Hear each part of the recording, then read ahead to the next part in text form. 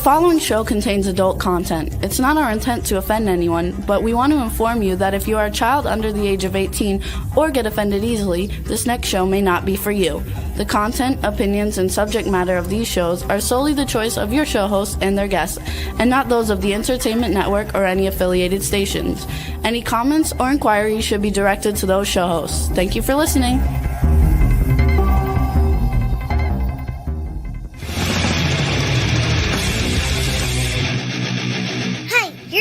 To the Adventure in Puntland on W4CY Radio.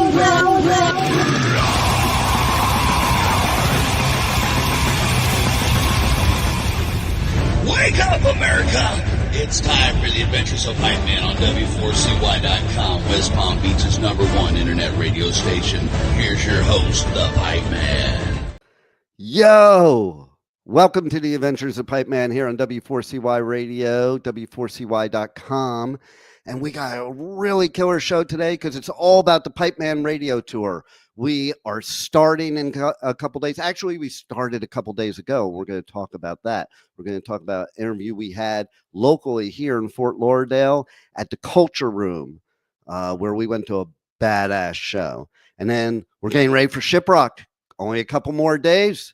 So we got that going on, and we got some more announcements, and we have a very special interview today on the show. If you look at my background there, okay, so this is the coolest documentary ever. It's called Roadie My Documentary, and basically it's from the crew and the roadies' point of view. And let me tell you, if you see up there, the trailer alone won awards, got mentioned for awards. I mean, like, there are lots of accolades, and I watched it.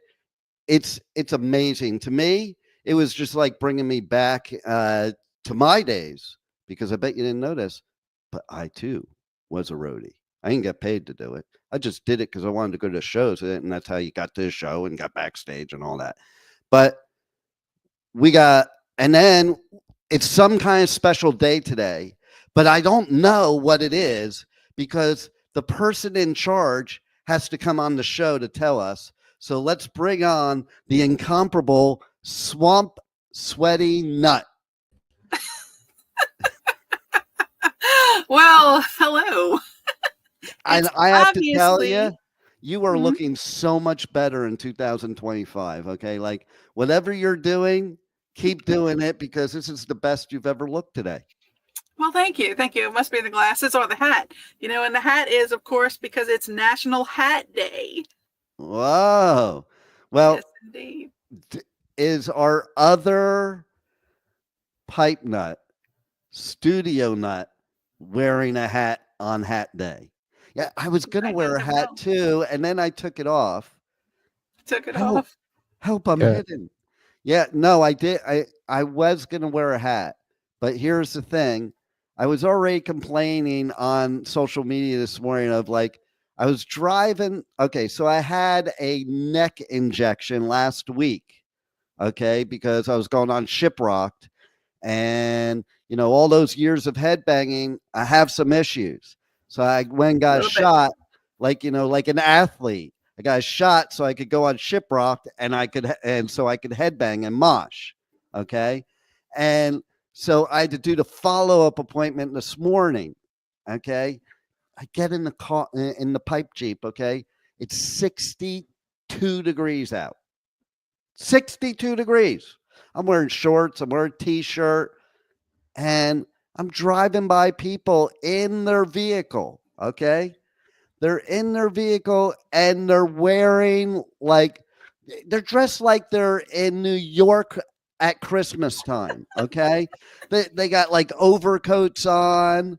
I saw somebody wearing an overcoat. It's funny, but AI, I think, is affecting the real world, because just yesterday I was telling my daughter like that I was watching this show, and it reminded me, like, you know, the one thing I do miss about living in a winter climate is wearing an overcoat. Like I used to like have like one for each day of the week up north. But wow. I don't have any now because there's no need to wear one ever in Florida. It's parkas, scarves. It's 62 degrees, people. Seriously. And I bet these are the same people, okay, that were in their cars by themselves wearing something over their mouth. Just saying. I mean, because Sad. like I hate to inform you South Floridians. And it's not the old people, by the way. It's not the old people. That's the weird part. It's the young people because we drank out of garden hoses and you guys have to buy $52 bottles of water. Okay. So this is why. But it's like, come on, man. Like, it's not even cool out at that point yet. Okay. And everybody can hate and all that I'm saying this. But at the end of the day, you're being a little ridiculous. Okay, I'll give you a hoodie. I'll give you jeans. I'm not giving you a parka. Okay, like. I mean, it's as cold as it's gonna get, right? So if you made the investment in buying something, you have to use it whenever you can. Get in your car and drive somewhere colder. Like right now, even Georgia is like snowing. Did you hear about that? It's snowing in Atlanta. Ooh, that's cool. Let's go. Nice. I'd like to ski in Atlanta, like down the main roadway. Yeah, like they were literally like they were stranded on the roads because they didn't know how to drive in snow, so they just kept slipping and sliding. So you see like drone shots of like just a bunch of cars on the road and people like trying to walk the snow. Hey, we're gonna have a little fun here for a second, okay? Because my hairstylist is texting me like the whole show. So I'm going to text her. I'm going to do like voice text so everybody can hear me. Oh, now it's like just quoting everything I'm saying. Hey, you stop this thing. Well, while you do that, and speaking of cold, it's also National Strawberry Ice Cream Day. So, since it's so cold in Florida that you have to wear a freaking coat, you might as well go get you some strawberry ice cream. Okay. Hey, Bella, call this number because I can't text right now. 561-623-9429. Call me now, please. She should know better. She should know better than to call you because she's been around long enough to know. Yeah, but I haven't done it to her in a while, and people get comfortable, just like nobody remembers 9/11 half the time. Okay, people get comfortable. So, listen. Here's the funniest thing. I'm reading all the stuff for Shiprocked last night. Okay, so Shiprocked it's starting. The pre-party is on the 18th, and then we like Kramer take off. On the 19th. But I was reading one of the activities was like the dating game, like the 70s dating game. And do you remember Rebel? That's the perfect reason she should call in. You have it ready if she calls, right, Juan? Yeah, I have it ready. I'm glad I told you ahead of time. Yeah, appreciate it. So how much heads up time do you need? Was the 2 seconds enough? Yeah, that was plenty. Okay, good. Yeah, see, there's the difference. I had a second to spare. There's a difference between a professional and I don't know what you would call it. Googly eyes? Yeah, I don't know. Well, hey, it's also National Fresh Squeezed Juice Day. So for those health lovers, y'all should go get you some fresh squeezed juice. That's not all always healthy, so let's not go there. There's a lot of sugars in most fruits, but if you don't add any sugar, then you'll be good. And if you squeeze it fresh from the fruit itself, it's different. I see. Tell us more. Yeah. It's so interesting. Now, so Shiprocked. Okay, I don't even know. You can try going to their website and see if they have any cabins left. I don't even know at this point, But if you do, try and enter W4CY and you'll get $100 of onboard credit. But I'm not sure if they're sold out or not right now. Okay, so you know how bands, when they go out on tour, they do like a warm-up show. I was talking about this in an interview. Like they'll go play a show in a club like where nobody knows to warm up. You know what I'm talking about? You guys know what I'm talking about? Yep. Yeah, shaking your head wasn't enough, Yes. Rebel. Yes. Like Yes. some people Yes. are just listening to the show, okay? Yes. And so anyway, that's what I did. Okay, I did a warm-up gig. No, so seriously, one of my favorite venues in South Florida, the Culture Room. I've seen so many great shows there, and I love doing press there. There's others near there, not so much. But that one, every time I will help them and promote it. Well, a band that I interviewed at Grass Pop in June was playing at the Culture Room. So I automatically reached out to Napalm Records and I was like, hey, let's do this. And so, yeah, I was down at the show. It was Saturday. I was down at the show Saturday night, and oh, what a badass show. There were 4 bands. You're going to have to check out the interview. The band is NILE. It was brutal death metal. And oh my God, it's brutal technical death metal, which it means they're amazing musicians. So you'll have to check out the interview. Remember, The Adventures of Pipe Man the Pit podcasts. There's also Positively Pipe Man, all on iHeartRadio or anywhere you listen to podcasts. Like Pipe Man is annoying. He's everywhere. Right, Rebel? Absolutely everywhere. And opposed to Juan, who is like, Juan is the ninja that is everywhere, but nobody knows he's everywhere. He's like in the shadows. Ninja nut. If you were going to be somewhere, where would it be, Juan? I don't know, in bed sleeping. It's freaking 1:15. See, that's the problem with the younger generation, man. Like, it's cold, man. It's cold out. I want to be underneath the covers. It's like 73 degrees right now in Florida. Oh, Jesus. That's cold for us, man. So I need a parka. I'm also going to give a shout out to local surf shop where I got my new pipe board, but I haven't used it yet because it's been pretty cold. And like, if I go to a cold weather climate, I'll put a wetsuit on. But if I live in a warm weather climate, I don't need to do it when it's cold. I'll just wait a few days. It'll be warm again.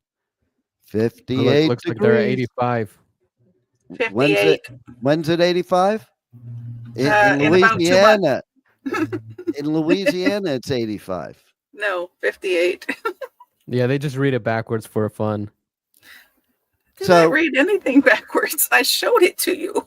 You say you don't know how to read? We got more stuff going on there.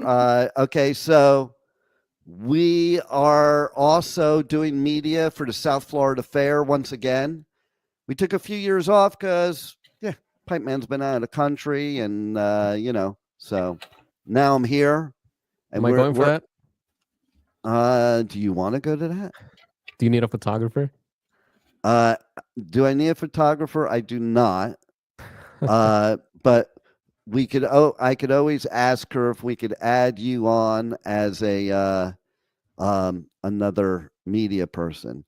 But yet they changed the rules this year. Every other year you got like just for the whole fair. Now it's you have to pick days.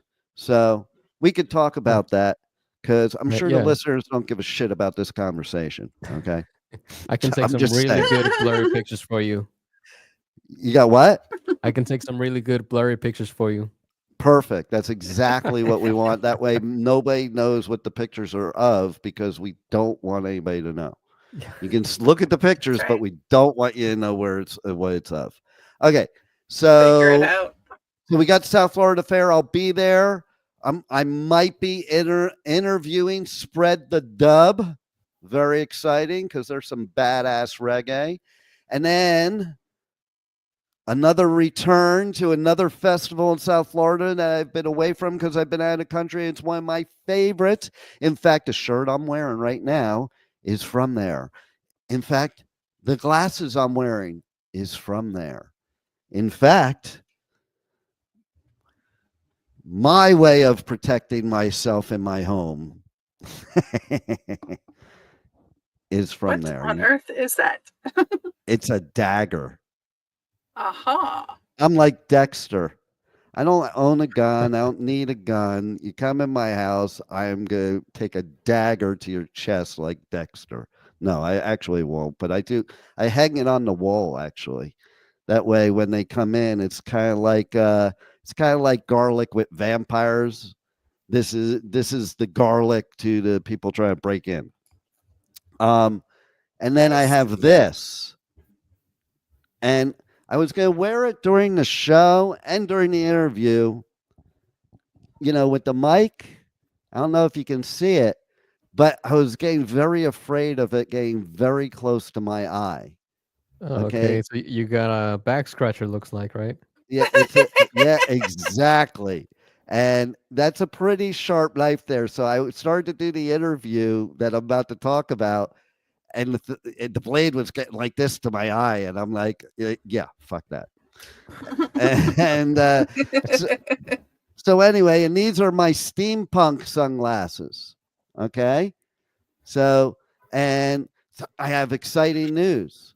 I have very exciting news for you. We're waiting to hear it. About steampunk. Okay, so what I just did an interview before this show with the person that produces the RenFest here in South Florida, and it's the 33rd year anniversary. And Pipe Man will be there to cover it. They have all kinds of new stuff, changes, and some surprise other stuff. All these things I really want to tell you. But you're going to make him wait. But I'll let him tell you. It'll be in the interview. Look on the podcast outlets for that interview about the Florida Renaissance Festival. Badass. I can't wait. It's so exciting. I love that. Okay, so that's on the Pipe Man Radio Tour. And then also, I will be returning to NAB. That's the National Association of Broadcasters. It is the absolute biggest conference in the world for broadcasting, podcasting, TV, radio, streaming, all of it. It takes over the whole convention center in Las Vegas. Like, it's unbelievable. Even for me, it's almost overwhelming. Like, you can't get through the whole thing. It's so big. So I'll be there in April on the Pipe Man Radio Tour. But right now, we want to take a tour to talk about some roadies, okay? And to talk about crews, because without the crews, you don't have these festivals. You don't have these concerts. And they're the heroes that are behind the scenes. And, back in my day in the 80s, when I was a roadie, there was a lot of debauchery and, shit. Thank God that they don't have records of. Thank God I couldn't be in this documentary because there's no record of what I did back then. But here's the thing, okay? They're professionals nowadays. That's the one thing I'll give to the younger generation. They actually take the arts seriously. They may not take business seriously, but so they just transferred it from business to arts. But no, seriously, it's a different world in the music world nowadays. So we want to pay homage to some of the people that are the most important people that without them, there would be no music festivals or live music or concerts or anything. And that is the crews, including the roadies. So we have a very cool documentary called Roadie My Documentary. And we are going to see it right now because not the documentary. I interviewed the producer and brainchild of this great documentary. Oh, hold on. We're getting a call now. We're getting a call.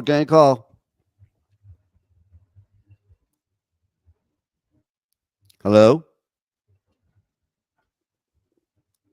Hello? Hello, hello. Better not be. What? I didn't hear you. I only heard better not be. What'd you say? I said I better not be on the radio. What number? You are absolutely on the radio. Hold on, she fell off. You want me to call her back? Yeah, call her back. I better not be on the radio. That is something to hear. People should know better. I better not be on the radio, but you are, my dear. Y'all know what time it is. It's Pipe Man time. Here it comes. Yo, Bella. No answer. She knows. She knows. Hey, wait. Okay. But I'm going to outsmart her. Oh my God, I better not be on the radio. Well, we might have a little delay in what I was just doing.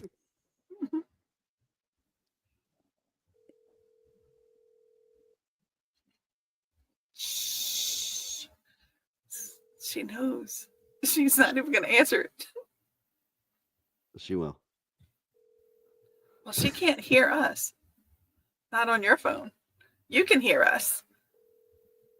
And if you have it on speakerphone, we can hear her when she picks up the phone.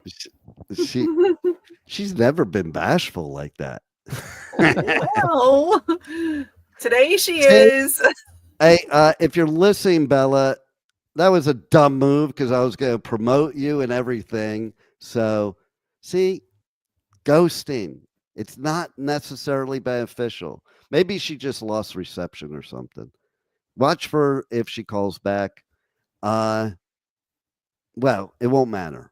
We're going to just play the interview with TJ Hoffman about Roadie My Documentary. Hey, listen. Stay tuned. I'll be on Shiprocked next week. I might even do it live from Shiprocked, so pay attention. But and then starting the following week, we're going to be on, remember, 3 days a week, not 8 days a week. That's the Beatles. Pipe Man's 3 days a week. But anyway, okay. Tune in 1 p.m. Eastern Time, W4CY Radio, W4CY.com. Thanks for putting up with all my bullshit today. And thanks for my pipe nuts for saving the show, because without them, none of this would happen. I would just be sitting here talking to myself in my padded room. That would be it. So what do you think? Are you ready, Juan? Ready. All right. Here it is, the interview about Roadie, My Documentary. You have questions for me? Yeah, we're just going to talk shit a little bit. Cool. Give me a quick synopsis of your day when you get to the venue. Okay, like a serious, not lying, like what my day consists of, what I do. Yeah. This world that we're touring in is this little bubble. We can do whatever we want, and there's lots of times where we did. The touring world went from a bunch of outlaws to totally professional. Everybody's replaceable in this business unless your name's on the ticket. Sex, drugs, sex.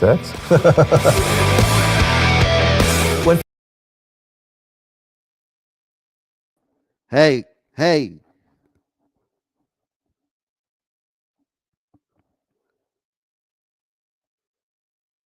Hey, guys. Yes. I paused the interview because she's calling back. All right. So we'll bring her on the show. Are you there, Rebel? Rebel. Her mic is muted. Hey, mute your mic, Rebel. What's wrong? All with right, you? I'm here. All right. See, this is why I love live radio, because we could just fuck the whole show up in 2 seconds. Hold on. Okay, talk a little bit, guys, while I get her. All right, so it looks pretty cool.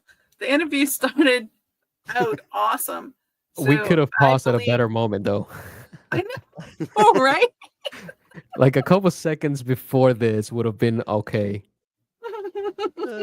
You know which part I'm talking about, Dean? Yeah, totally. Some things actually do happen, and then the If you don't documentary know, looks awesome. rewind a couple seconds before we paused. If you know, you know. Okay, let's talk for like a minute or two because now she didn't answer. I didn't answer her either, so we're being fair. I didn't want to answer till she was live, and I was like fumbling with all the keyboard and stuff to get things all screwed up. We're playing tag with Bella. She figured she was the okay. Phone, biatch. She figured she was okay because she's probably watching at this point, and she figured the Hey, so I just said literally, answer the phone, biatch, and then you answered. I didn't even hear. What do you mean? I know I said it right before you answered because you are live on my show. Hey, Rebel, can you hear her? Slightly. It's hard to hear her. It would be better if I call her. All right, listen.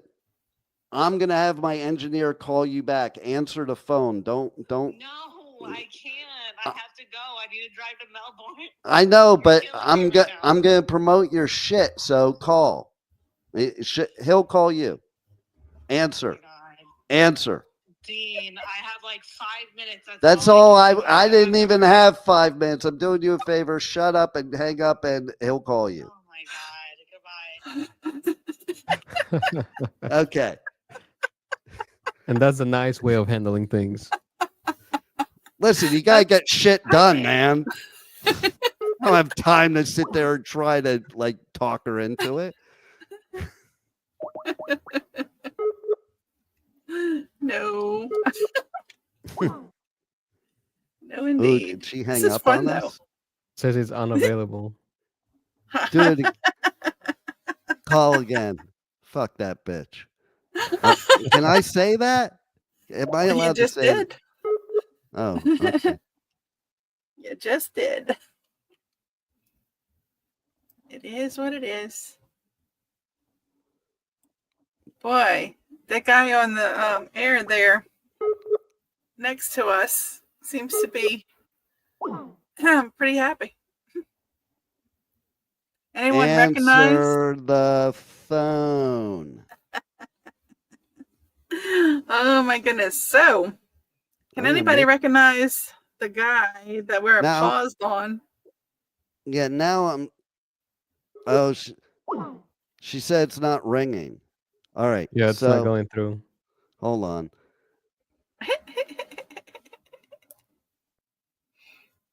The things we do. All right. The things we do. Hey, call back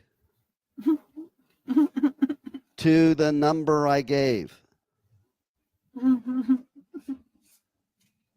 Phones these days. Boy, I am so glad that we didn't have devices like that. Oh, once upon a time. So we were never caught on. When you watch here we go. We got her. Hello. Hey, can you hear me? Yeah, I can hear you. Okay, you're here with Rebel. You remember Rebel? Hey, Bella. Hey, Rebel. How are you? Doing well, thank you. Thank you for participating in this. And then I have Juan, who is the engineer and in the studio in Wellington. You never met him, but I'm sure he's probably part of your family somewhere. Look it up on You're funny. I was gonna say, honestly, my brother's name is Juan. I'm like, right. Juan? That's Brother? why I'm saying that. And that's funny because I don't have any brothers. I only have sisters. How funny if No it would way. have been, Bella, if it was your brother. Yeah.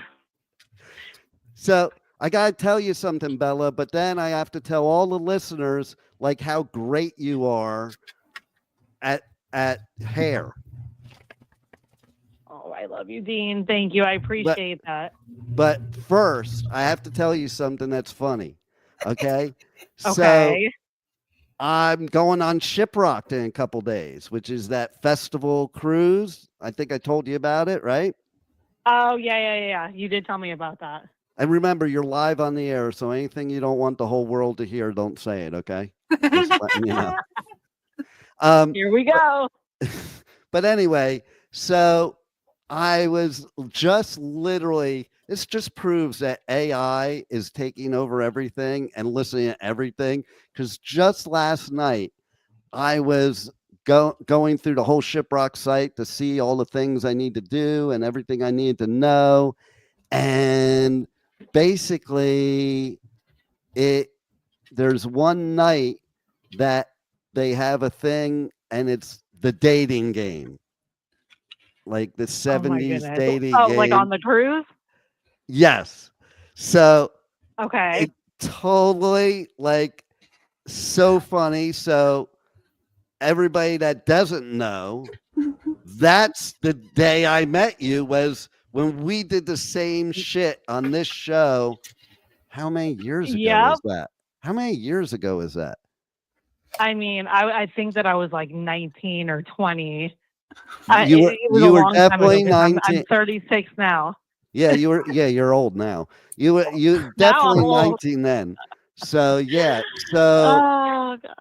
That's 17 years ago. Can you believe that? I cannot believe. I cannot. No, I mean, that's almost that's longer than you were alive at the time. Oh my God. Just to put things in perspective. You know what? When it hits 20 years, we should like somehow find it. Are you able to pull that like? Oh, I can pull it in 2 seconds. I can pull it in 2 seconds. I have it. I'm super organized. I want to listen way. to it. Okay, I'll find it and I'll send you a link. You can listen to it. So okay, maybe we should have like everything else, okay, in TV and movies and everything. A reboot. It's a reboot, like, because nobody has creative ideas anymore. So we're just gonna reboot our old dating show. Okay, so. But we have to stick to the same rules that was in place back then. Okay, so you have to do it like authentic. That's something they don't do. And I will bet you $1,000,000 if you change the person's voice and you blindfolded, because you'd have to change the voice this time too. I would, just like I said back then, I would pick the same person, because I did say that. I did say that to Badana. Remember, I said that to Badana. I'm like, okay, that was that was what she was trying to prove. Badana won at that point in time. She came up with this idea of this dating show, and it was all done by radio because we weren't doing video then. And we did it live in the studio with the live contestants in there, and with my old co-host Ruthie.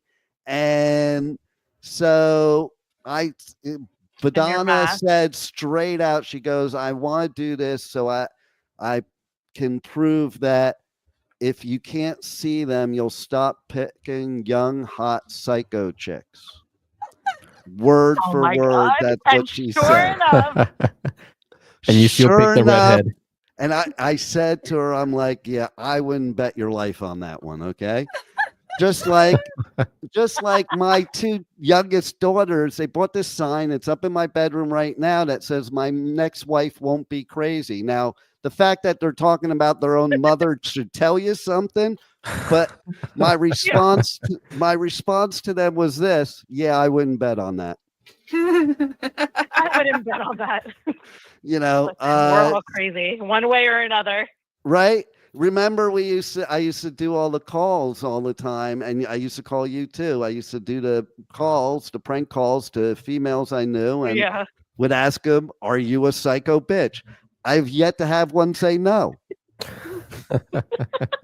I mean, you really can't argue. It's like, wow, a little bit at least, right? Would be the answer. A little bit. Absolutely. So I gotta say, in all these years I've known you, like I've known you since you started doing hair. Okay. Yep. And you kind of sucked then, but Well, of but course. but it was You know, okay. You were just doing it on my kids in my living room. And so, I oh took it. yeah, I the took the heat blonde for was that. coming out orange. It was a journey. It was a journey. Totally. And then but anyway, you are badass now. And I don't care. Woo-hoo! I don't even care what I say. You're a really good hairstylist and all the stuff that you do. So why don't you tell everybody Thank you. everything you do and how they can contact you? And everybody knows that I would never trust somebody with the pipe man's hair unless I knew they were good. And proof of that is I didn't let you touch my hair back then. So Yeah, that's true. You're right. I didn't even See? think about that, honestly. See? You used your kids as Yeah, guinea pigs. so yeah, exactly. So, I've been in the industry for 16 years now, and I specialize in a couple of things. I do balayage, which is like a more lived-in color, like surfer beachy girl hair. I do Oh crap. updos, weddings. I always heard that word and I thought it was like some porn thing. What, balayage? Yeah.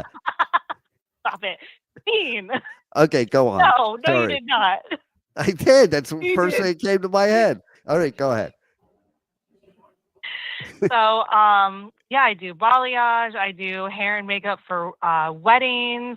I do those fun, vivid, funky colors. I do redheads.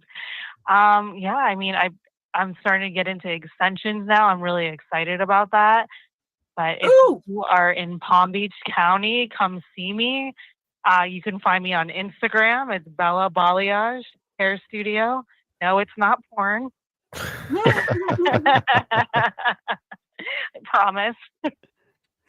But yeah, thank you so much, G. I love you. Oh, I love you too. But what I really love is when you do my hair. I mean, yeah, tomorrow. Tomorrow. That's why you're here. Like, cause so we gotta straighten this shit out. You were texting me. I'm like trying to do my live show, and you're texting me. So I'm just like, all right, just call up, and then you could just tell me live on the air. Yeah. But I do want to say, like, as far as the colors go, one of the things I really love about what Bella does, and you guys all know that I have these funky colors, and they can be pretty messy. Well, I'm very particular, and I love that she makes sure that everything is so covered that I don't get my skin stained. Because, there's so many out there that's like they don't even take that extra bit of time that it takes to make it look better and be easier. Because there's nothing worse. I don't want to look like, from Willy Wonka and have a whole blue face. I just want my hair blue. Okay. Right. Exactly. That could be fun. Nothing wrong with Smurf looking. So Bella, tell them again how they can hit you up on socials, or if there's a web or any other way you want them to contact you. Yeah, so Instagram, it's Bella Balayage. It's together. That's it. Bella Balayage. Can you spell that for people? BellaBalayage. Balayage. Oh, see, also, I thought it was balayage. That's why I thought it was porn. That's my mistake. Wow. I'm so sorry. I don't want to know. I don't want to know. No, you really don't. Yeah, and you can also look it up on Google. I'm on Google. What else? Facebook. If you just put in Bella Balayage, it'll all come up. That's Listen. it. I'd love to have you take a seat. Callie, I'm on the phone right now. I'm on the radio. Yeah, it's loud. I know. All right, guys. Well, I have to go, but it was so nice to meet everybody. And get off thank my you show. for shouting me out. Yeah, my pleasure. Now get the hell off my show because I got more important guests to come on. All right. You're welcome. Okay, bye. Whatever. See you guys. Bye. Bye. Okay, so should we try to go back to this now? Hey, wait. So we could oh, that's a question. Hey, Juan, do you have to engineer a show at 2? No. Okay, so we could essentially still keep playing this interview, and it's not going to ruin anything. True. Not for me, no. Okay, good. Won't ruin for me either. Rebel, you have any other things to say before we go back to the interview and the documentary and all that good stuff? Well, I want to tell you good luck with your hairdo tomorrow and have fun on the cruise. And I'm looking forward to check out this interview. Well, I'm going to give some hints. I don't really know 100% what I'm going to do with my hair yet. I did decide I will not do it blue because I'm going out to sea. That would be kind of stupid because the minute I get in the water, that blue will be gone. Yeah, you should do orange so it's easier to see. Yeah, I was thinking about that. Just like that's bright red.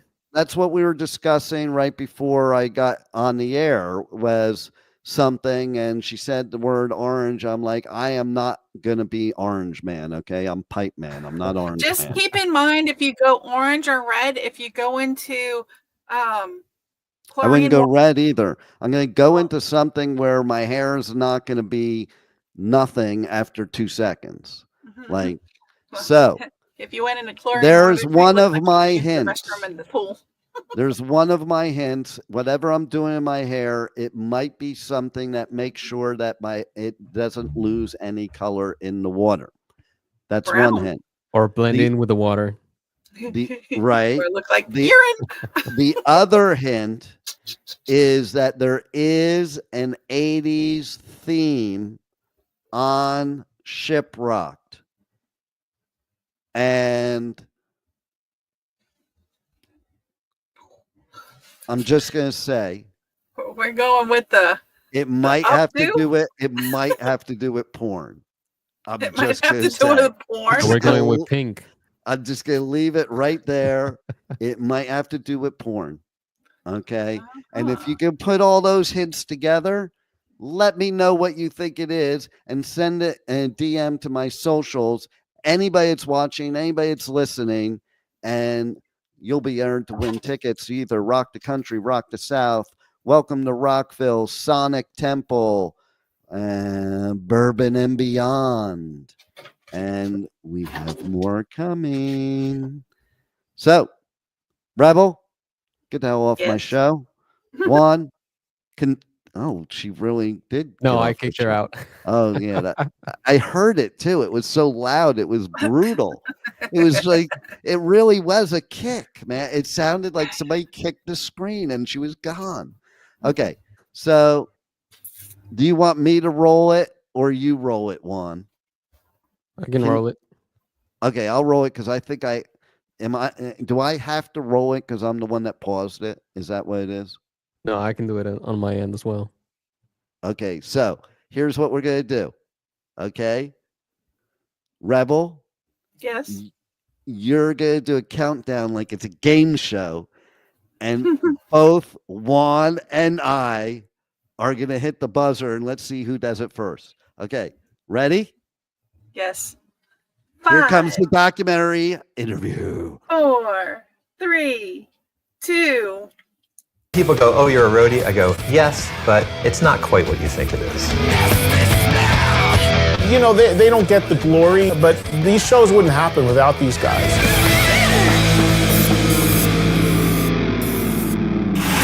This is Pipe Man here on the Adventures of Pipe Man, W4CY Radio. And I'm very excited about the next guest for many reasons, but one of the biggest reasons is I got this email about the documentary, and I was like, now that's an interview I want to do because that's got to have some really cool stories. Because if you're going to get the best stories, it's going to be from the roadies. So let's welcome to the show TJ Hoffman, and let's talk about your documentary or my documentary, but it's yours, so it's not mine. Hello, how you doing today, Piper? Hey, how's it going? Awesome, thanks. So, first of all, tell me how the first time you ever roadied, how did that happen? Oh, geez. It was kind of more or less some friends of mine were working for a local band in Jersey, and there was a club. Actually, a couple clubs at the time, but they had a lot of gear. They had like double Marshall stacks, big refrigerator cases, and they needed help getting the gear up the steps. So more or less was, Teach, can you come help us lug these things up the steps, muscle them up, and you get to drink for free. And then after the show, just help us carry it down. And it was a pretty decent club. It was 80s. It was hair bands. It was a lot of girls and free beer. And I was in. So I'm a Jersey boy. Which club was it? So it was a club called Sneakers back in the day. I remember that. North Jersey. Then that led to like Studio One, Cricket Club, Birch Hill, Club Benet. It was the whole, East Coast, Central Jersey circuit at the time. So here's a trip. Okay. So I was born in New York, grew up in Jersey till 1980 when I was about to enter high school. And my dad comes to me and goes, pack your bags. We're moving to California in 3 days. And so we did. And, then funny, after high school, I went back to Jersey to go to Rutgers, and because I miss Jersey. And then I'm manager of this place on Route 9 called Harrow's. And so, yes, I'm very familiar with the whole Old Bridge scene there too. But it's interesting because for me, what happened to me was the first show I ever went to in a club in my life was at the Roxy on the Sunset Strip. Had to be 80, maybe 81. And it was Motley Crue. Wow. Before they had an album. There wasn't even an album yet. Cool. And I remember going into this club to watch this show, and I'm like, oh my God, I'm never going to a real concert ever again. This is the best shit ever. Yeah, yeah. And then you walked out of that club and you walked up with them like a whole entourage of the fans that were there, and you went up to the Rainbow.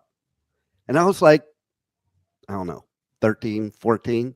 And I'm hanging out at the Rainbow with Motley Crue and with Lemmy and Ron Jeremy. Yeah. And as you can imagine, the women that were in that night. Absolutely. Absolutely. So the Sunset Strip for me, ironically, there's a club, the Roxy, in New Brunswick. That's true. And I went to high school in New Brunswick, and one of my first shows that I paid attention to and really got into it was Billy Idol, and it was at this Rutgers Student Center.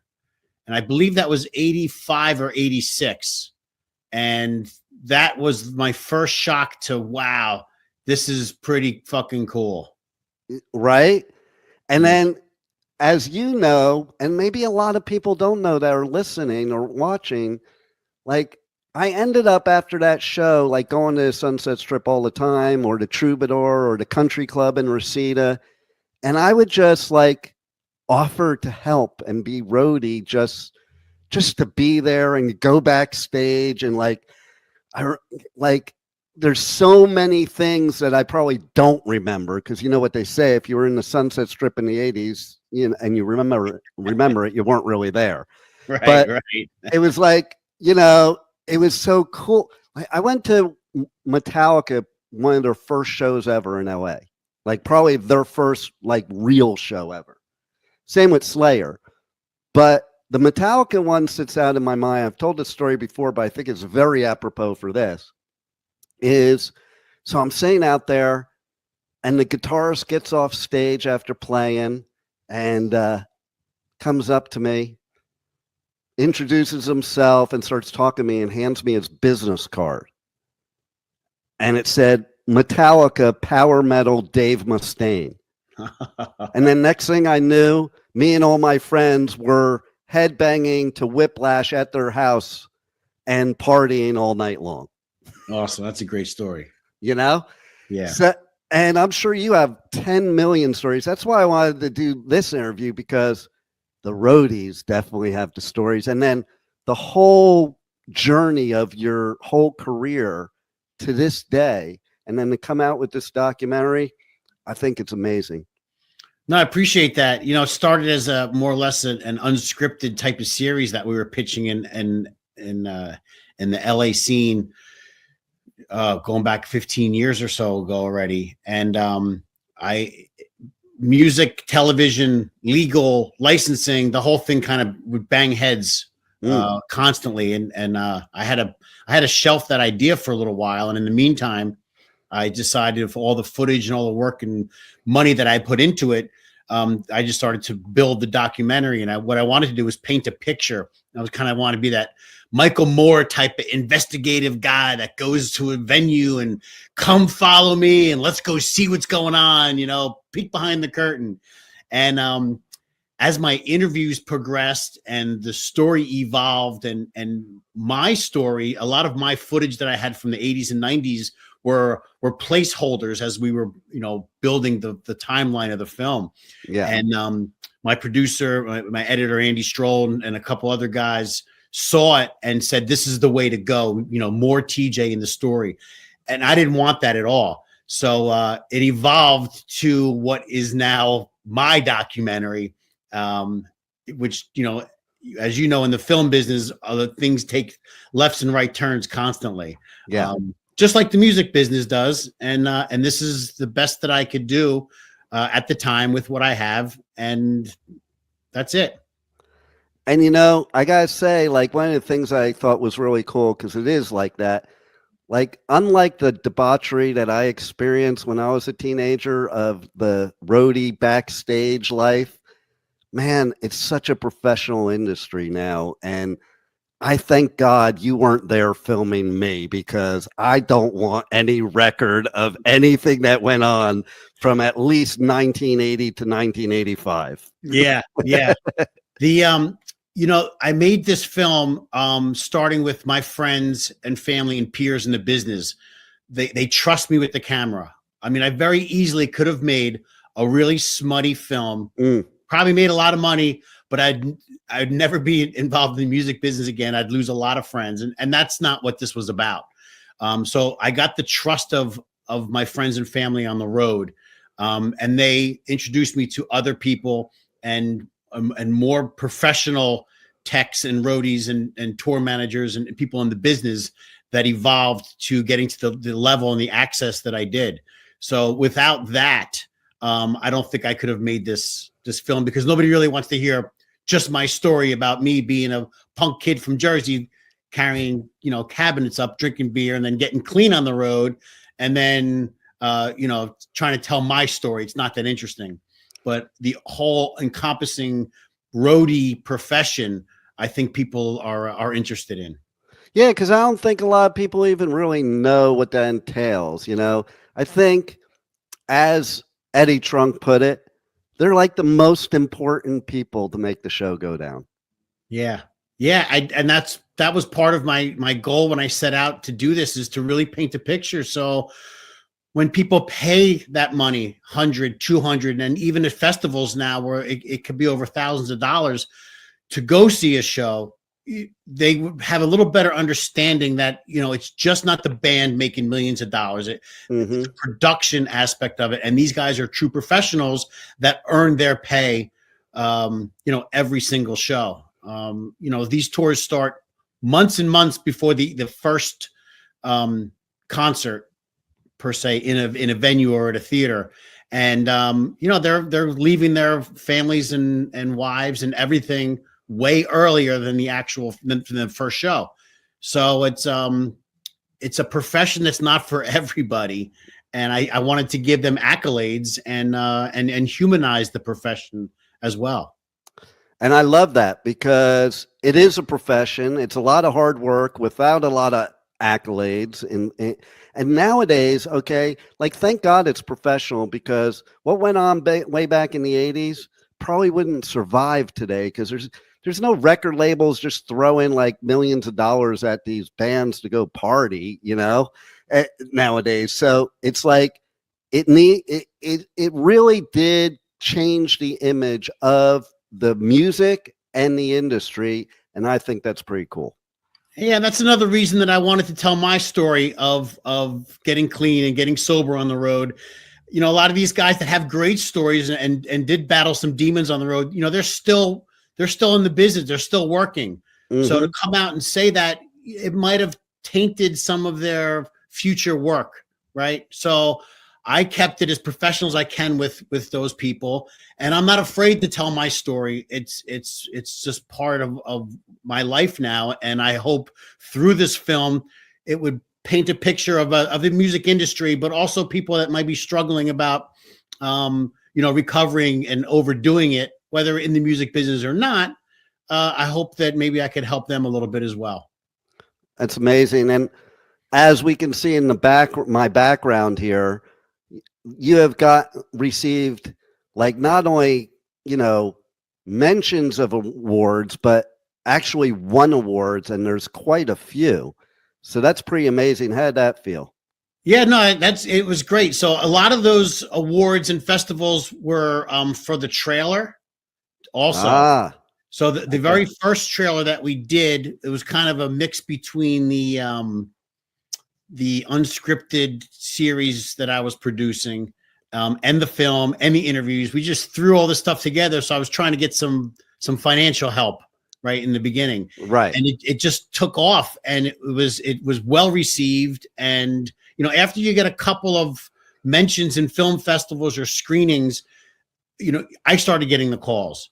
And then it was, okay, I got to finish this film. People really want to see what's going on.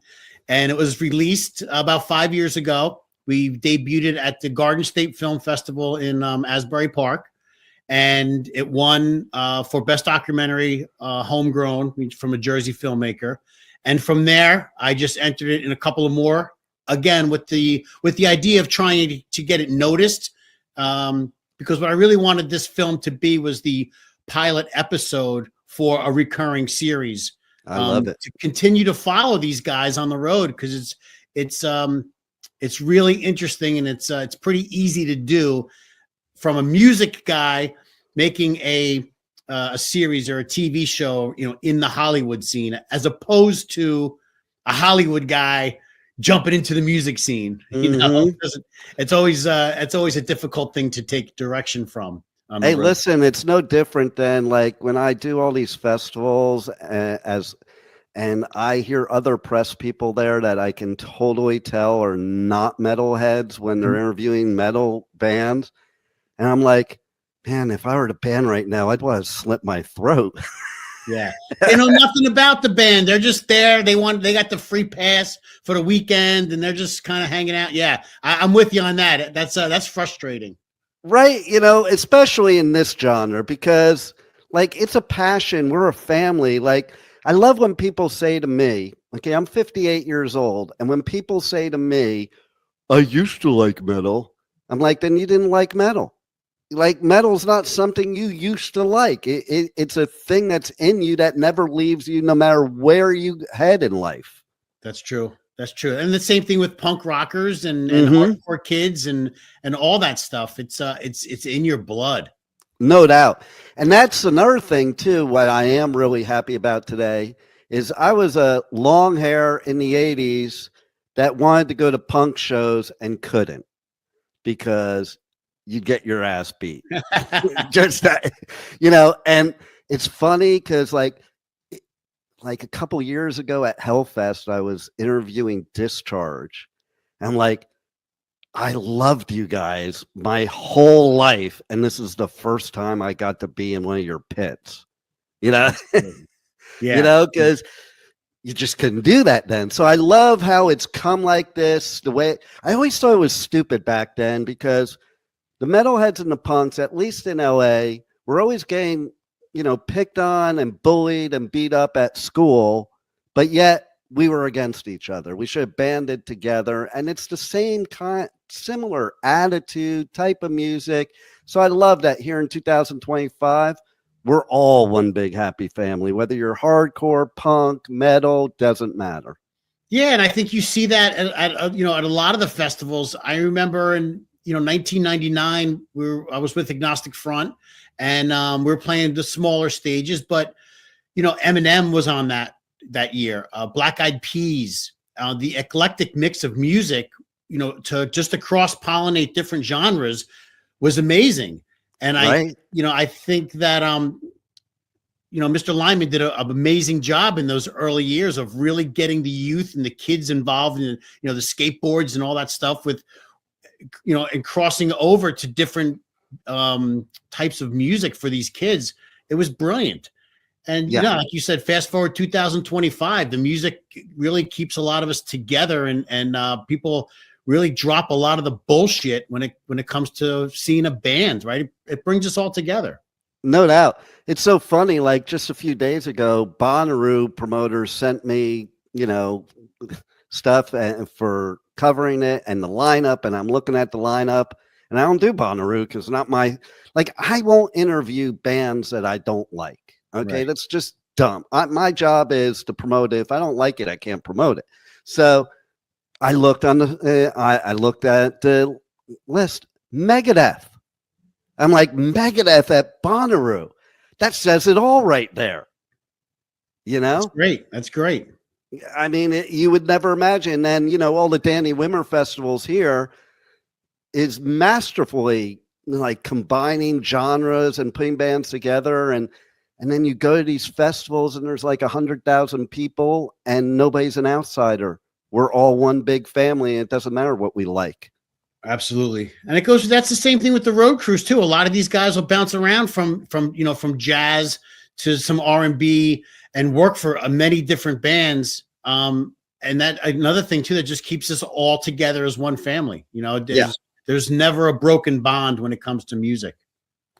So tell everybody how they can reach out to the website, socials, where they can watch the documentary, all that good stuff. It's pretty much on everywhere you can watch it. Yeah, it pretty much is these days. Roadiefilm.com is the website. That'll link you to all the avenues of where you can watch it.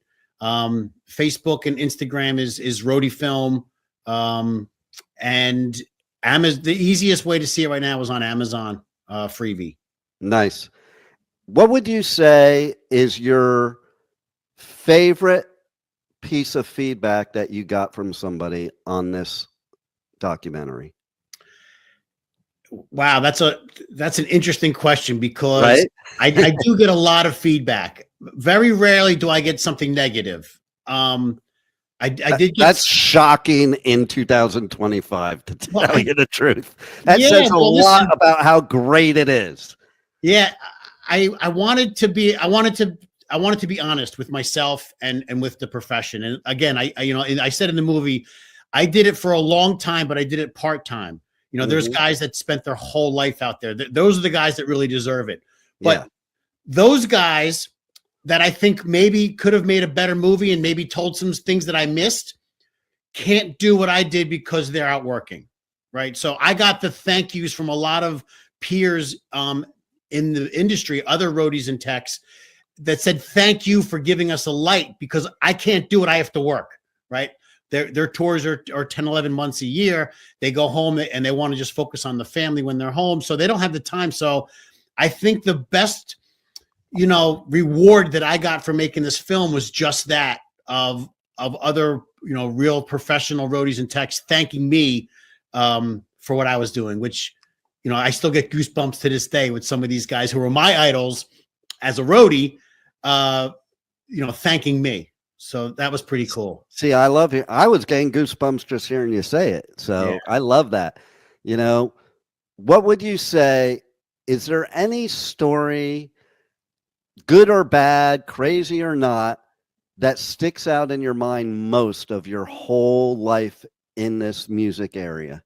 There's so many. It's so great. Right? I'm so blessed and fortunate to have experienced what I've experienced. So I started in the big hair. I worked for a band, they were called American Angel. They started about the same time Skid Row did. And they were neck and neck for a long time. And then, the story, Skid Row, Doc McGee, and they blew up, and American Angel stayed in New Jersey. And then that kind of imploded. So I saw the 80s big hair bands. Then I went to work for MOD and Billy Milano, right over to that kind of metalcore. You don't have to say anything more. Billy Milano. Right. He was managing Agnostic Front. So then I got to go work in the hardcore scene. So I was at CBGB's and the Wetlands and all the Lower East Side clubs, and then right to the festivals in Europe. And I got a whole movie of Stigma stories. I could tell you stories about Vinny Stigma. And then I got working for Skid Row in 99. They were called another band at the time. And then Snake, Rachel, and Scotty, and got a drummer, and Johnny Solinger, and we were the opening slot on the Kiss tour in 2000. So I went right to Arena Rock. So that chapter has a bunch of stories, and a lot of that I was drinking and drugging during a lot of those years. I did a lot of it sober, so it was back and forth. So every tour, every venue, every different parts of the world that I've been to has a great story. Yeah. So I'm just so blessed and fortunate that I got to travel the world. I guess I got paid because I did bring some money home, but it was nothing. I didn't even care about the money as much as I wanted to just be out there and experience life on the road with a band. Yeah. It's not cut out for everybody, but for the people it is cut out for, it's freaking amazing. Like my youngest daughter, I'll bring her sometimes to festivals, and after the first day, halfway through the first day, she'll be like, Dad, I don't know how you do this every weekend. I'm done. Yeah. And I'm like, I don't know how I don't. It's like right now I'm about to go out and do coverage on Shiprocked in a few days. But I've been in the off season, and I'm kind of like Jones, and I don't think I've left my house like most of the month because what that feels like. Absolutely, and I'll see you on Shiprocked. I'm part of the team out there. So yeah, Christine was telling me. I do it every year. It keeps me engaged in the scene, and a lot of my friends that not only play on the boat but are on the same crew year after year. And towards the end of my touring career, I was working for Ignite out of Orange County, and we were planning tours around our vacation time. So it was, a festival, a couple of clubs, and then Brett would say, we got 2 days off in Vienna, or a day off in Paris, and we're going to the Louvre. And he worked it in where it was fun. And when you're touring with a band who is your friends, it makes it so much easier to go away for 2, 3, 4 weeks at a time. Yeah. So I was really blessed to be a part of that as well with those guys. And there's just nothing like it in the world. Yeah, I mean, and it is important that you're friends, because like you're spending 24/7 on the road. You better be really close.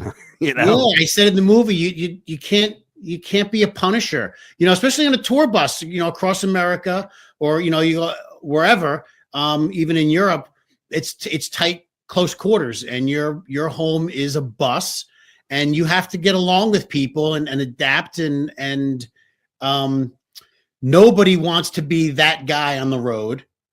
And I've spent a lot of time, interviewing different other techs and roadies, and I would sacrifice musical skill or roadie capabilities for somebody that I could really live with and get along with, that didn't, drive everybody crazy. And not only me, but the band. If you have a guy who's just doesn't get along with people and is miserable, or got problems at home or whatever, is always complaining, nobody wants that on the team. And that they got to go.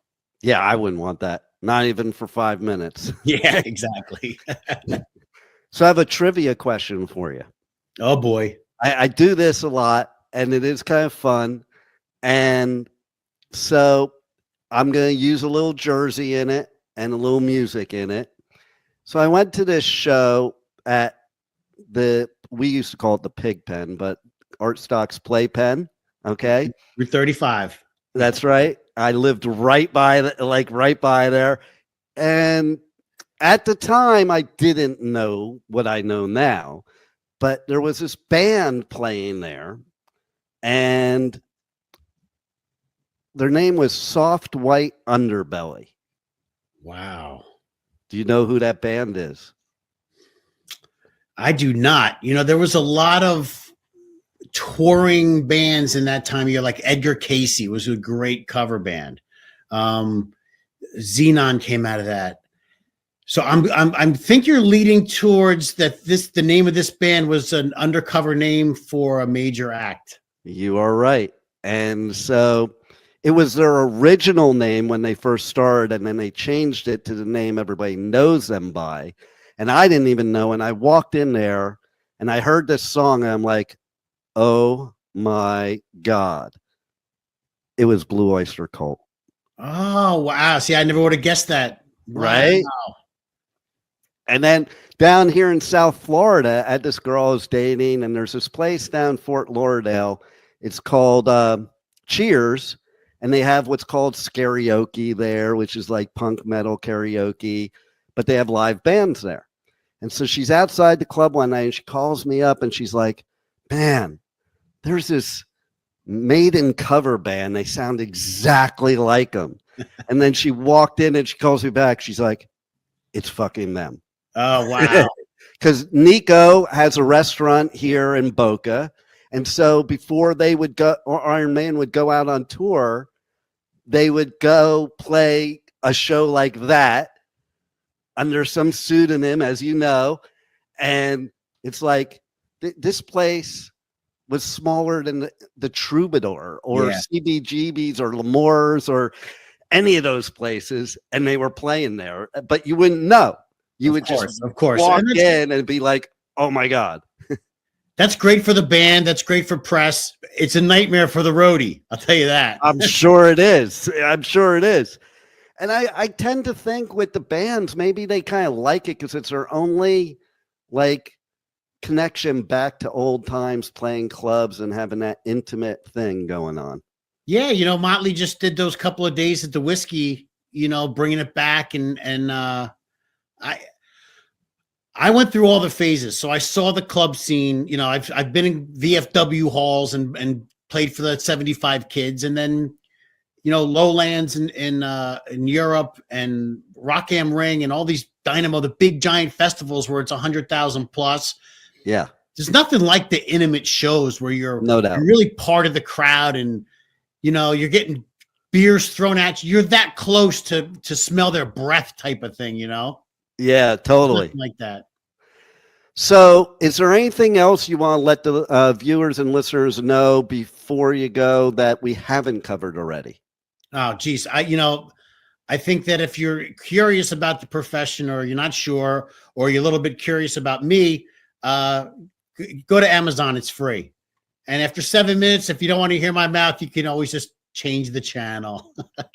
Let me tell you something. They're not going to change it after 7 minutes. It's an amazing documentary. And I love the inside view that you give that nobody has really given before, and giving all the important people that a voice that really don't usually have a voice. They're the behind the scenes people that make it all happen. Without them, there are no shows. That's true. That's true. And I think there's a lot of these bands will be the first to admit that and give kudos to their crew. They work hard. Absolutely. And that's why I thank somebody like you, because you've made it possible, and people like you have made it possible for all of us to enjoy live music. And to me, live music's the best therapy there is. And so thank God we have everybody that's involved in a live show. Absolutely. From wherever part they are. And thank you for making this documentary, because I got to tell you, it's amazing. And I think everybody will more appreciate all that goes into a live show and maybe stop bitching about it. Yeah, for sure. Liz, I appreciate your time and for having me and letting me talk my shit here a little bit. Much appreciated, Piper. Always. And I'll see you on Shiprocked. Yes, see you in a couple next week. Wow. Yeah, it's not even a week. Like we're leaving this coming weekend. Yeah, that's right. Phew, goes fast. There Excellent. it is. Thank you so much, my friend. You got it. Cheers. Thank you for listening to the Adventures of Pipe Man on W4CY Radio.